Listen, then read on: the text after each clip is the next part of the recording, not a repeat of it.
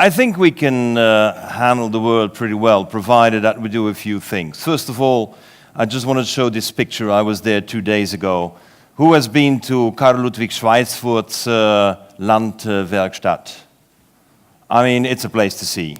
I mean, if you want to be inspired how agriculture can be done, I mean, it is absolutely amazing. His turnover is going to reach 100 million, and his returns are above any rate that you have known. Can't buy shares though. He's not selling. To me, it's really the question between, is this the end of globalization, or is it in reality an era of new business models? I do not want to substitute a product with another product. I want to change the whole system. And I think unless we change the system, we're going to get stuck, like I always have to introduce any of my lectures with my own story. And I must thank Heter Gurgulino de Souza for having been the one who gave me the bright hook out of the story. I was the largest producer of biodegradable palm oil-based detergents in 1993. I was invited by the Indonesian government to come and look at the incredible economic progress I was making possible in Kalimantan, only to realize that I was destroying the habitat of the orangutan. When that happens, you only have one option. You have to look at the reality through the eyes of your children. These are 3 of my kids. You can't analyze strategy. You can't hire McKinsey. You can't do a SWOT analysis. It's useless. Your heart must speak and say, we can't continue. And then I must say very honestly, doing bad is bad. Doing less bad is bad. But refusing to do good is even worse. And today we're in a stage where many people are refusing to do good. And let me talk about this here. And I'm sorry, I need to put the finger where it hurts, and I'm not popular for it. But this here is a certified sustainable palm plantation. Do you think it's sustainable? I mean, there's the forest. So, hell with all these certifications. And I know that Unilever likes to be called and referred to as being the leader, but that's what they certified. The Round Table for Sustainable Palm Oil. So let's wake up. I mean, are we willing to cheat with ourselves? Let others cheat, but not ourselves. And therefore, we need to do this. Now, I'm very happy with the blue economy. It was thanks to Wouter. It became, in 2009, a report to the Club of Rome with Ashok and Eberhard, all of them pushing for it. But I'm very happy. This is my 40th language edition. Will be presented in 2 weeks' time in Norway. 40 languages. That means there is demand. And I don't do anything electronic. It's only hard copy print. But what I think is important is we need more people around us who are inspiring us. We don't need the scientists to explain. We need much more inspiration. Because the science has been around, but we haven't had the action. And when there has been the action, I saw this report on 1 million initiatives taken in Europe for the environment. And have the statistics changed? They haven't. That means we haven't had the scale and the impact that we need in order to make a difference. So I'm very fortunate, by great surprise, that the University of Pennsylvania last year contacted me and said, well, we've ranked your organization as the 7th most creative and innovative policymaker. I didn't even know I was in policymaking. But what is happening when I discuss with them is that we don't find many organizations that on one hand present things that could be done and then they make it happen as well. Now, ladies and gentlemen, the Huffington Post has described me as the Steve Jobs of sustainability. But let me add immediately, they thought that Trump had a 2% chance of being elected as well. So it's not because they write that in their magazines, But in my Latin American friends, they call me the Che Guevara of sustainability. Now, I hope I don't die with a bullet in my head, but what is very important is we need to create much more value with what we have. It's not about cash flows, it's not about assets, it's about how much value do we generate. And my question to you is, how disruptive can we get? We need a good blend of Schumpeter and E.F. Schumacher. We need to go back to that local scale where we respond to the needs, but we have to be extremely disruptive. And let me share with you a man some of you may know, member of the Colombian chapter of the Club of Rome. He's the one who's been researching whales since 40 years. And on the 8th of October 2016, there was the first nano pacemaker installed in Mayo Clinic using not even a pacemaker anymore, but a little nano bridge that bridged the part of the tissue that was not conductive in order to have normal rhythm in your heart. That was inspired by the whale, which he discovered while growing into a very big heart, developed these specialized cells that were only dedicated to conductivity.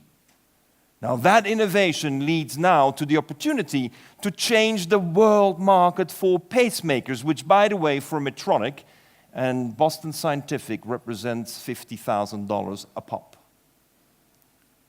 Now it can be installed with a catheter in about 15 minutes, 20 minutes, and it will cost $500.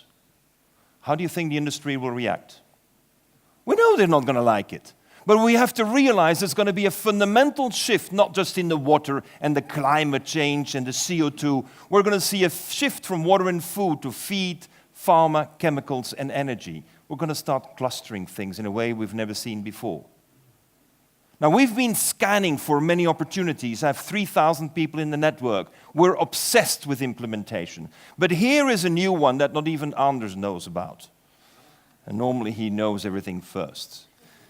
This is this incredible little sea worm. And the sea worms are these amazing beings that live where ebb and tide goes back and forth. But they have a hemoglobin that is capable of absorbing 153 times more oxygen than our hemoglobin. And is totally compatible with our hemoglobin. It's one of the first hemoglobins that existed on the earth. So can you imagine what it means for the world of transplants? The transplant now, the organ remains fresh for transplant for 3 days and not 6 hours. Now comes the ethical question, and I'm insisting to you, it's all right with all the business models and all the CO2 capturing, etc. Where's the ethics in the business?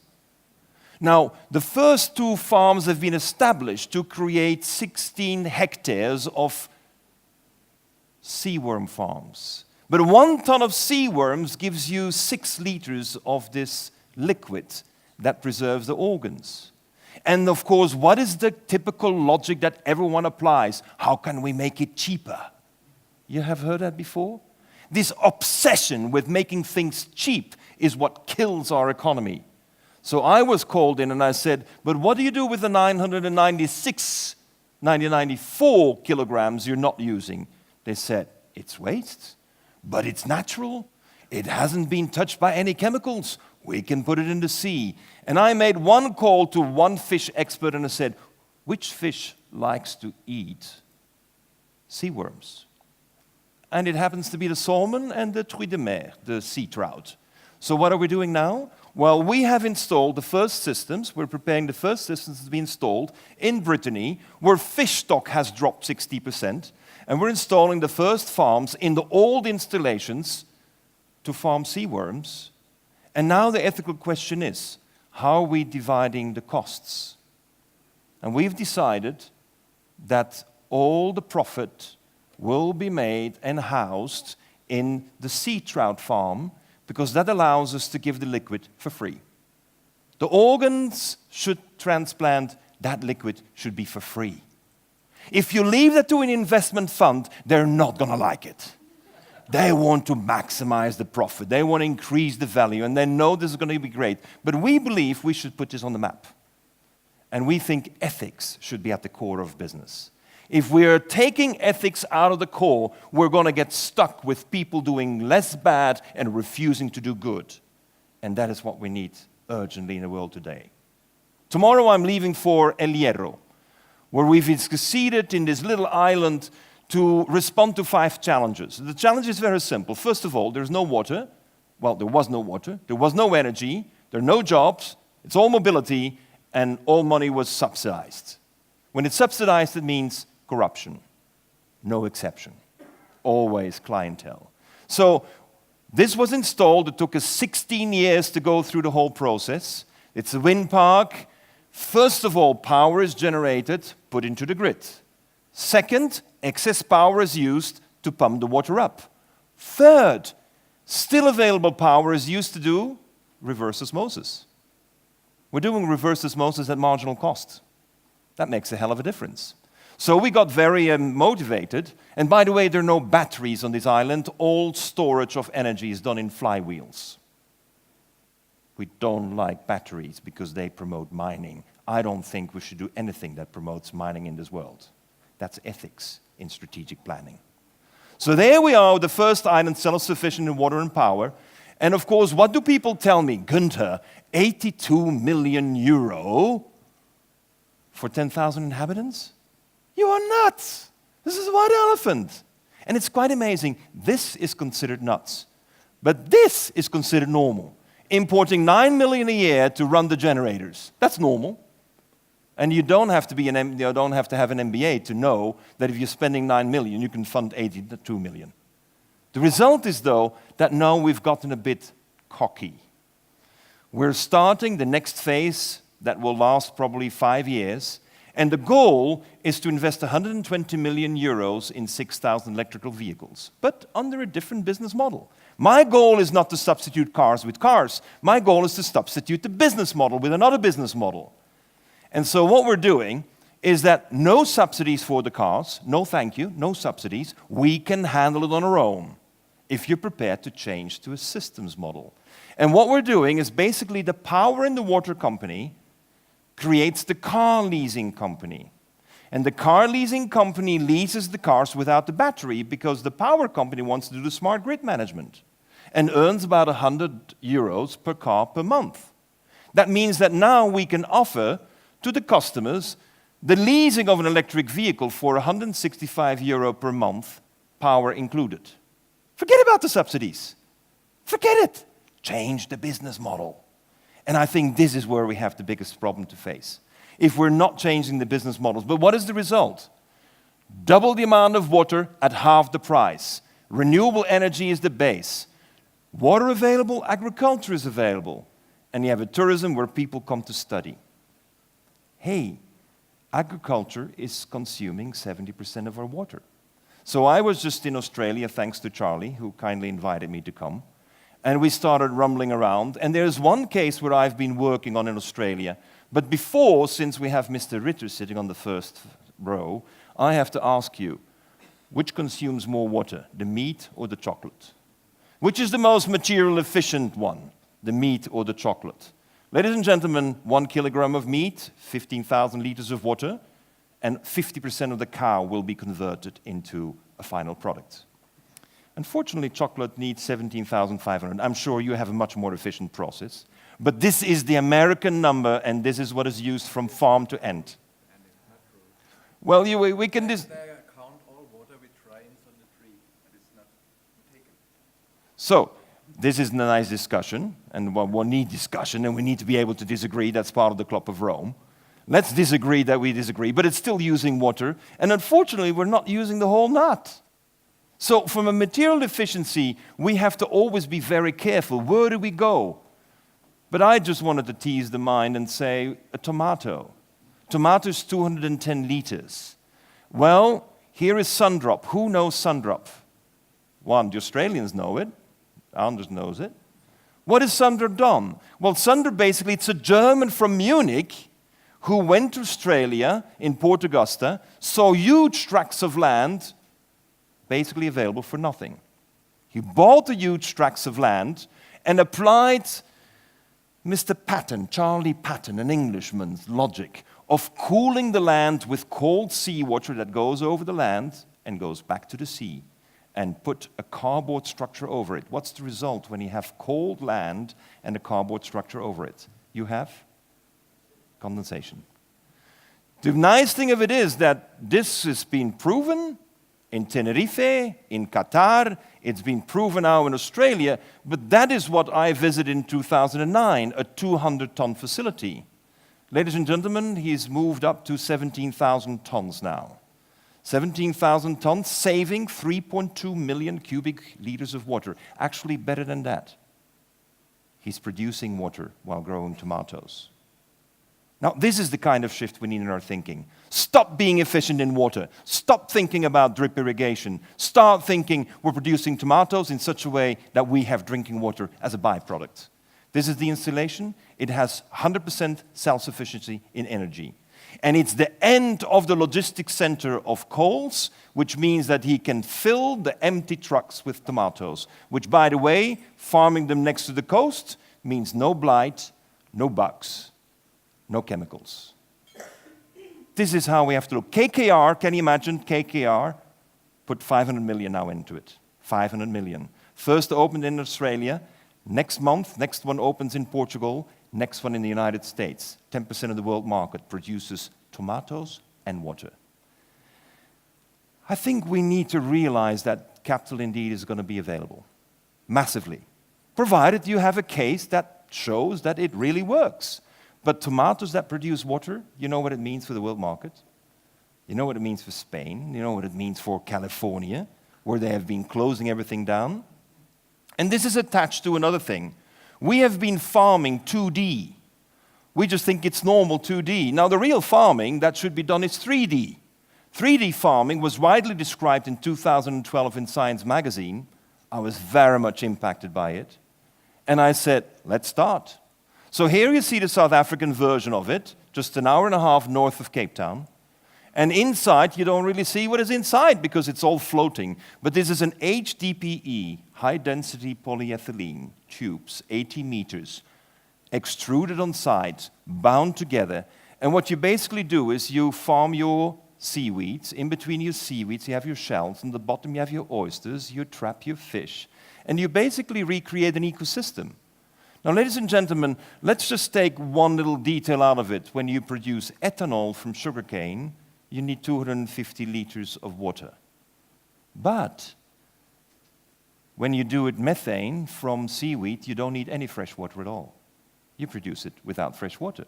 But what is more interesting is this number, and I just want to point out to you, the biogas output, because you're 3D, 25 meters deep, you change your logics.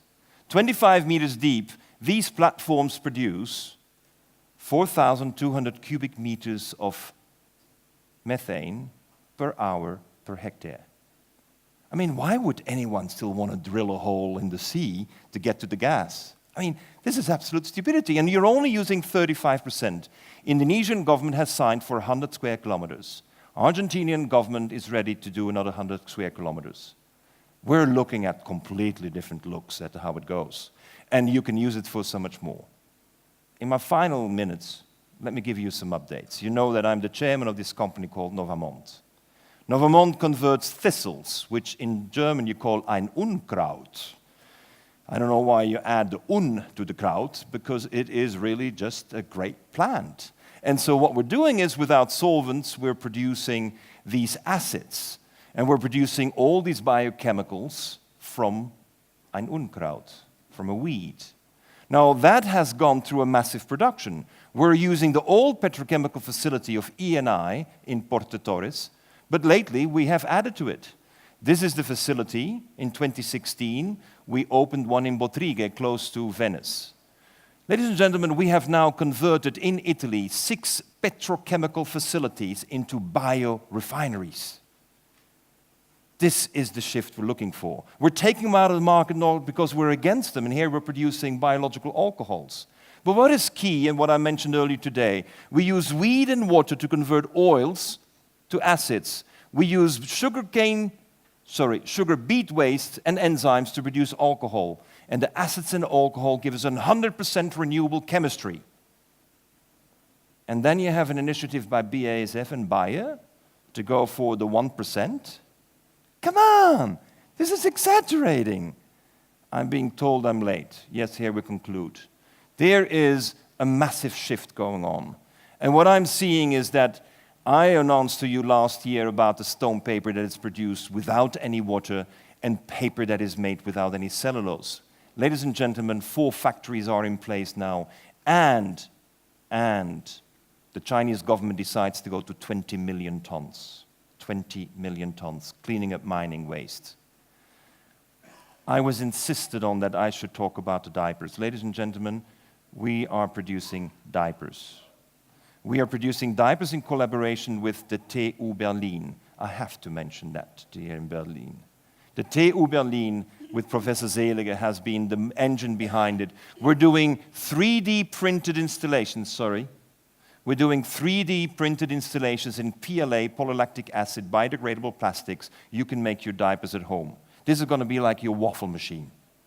We're rethinking it. And your ingredients you buy like anything you buy, but here you will see that our main ingredients will be coffee waste and bamboo stuff.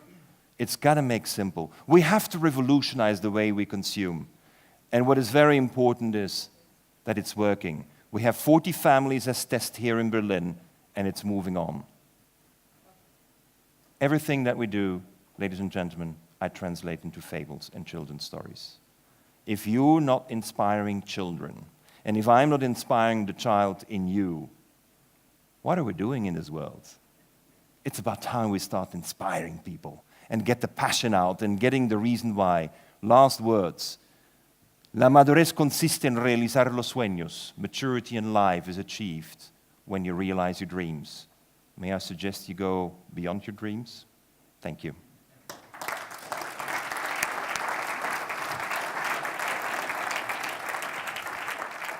Thank you.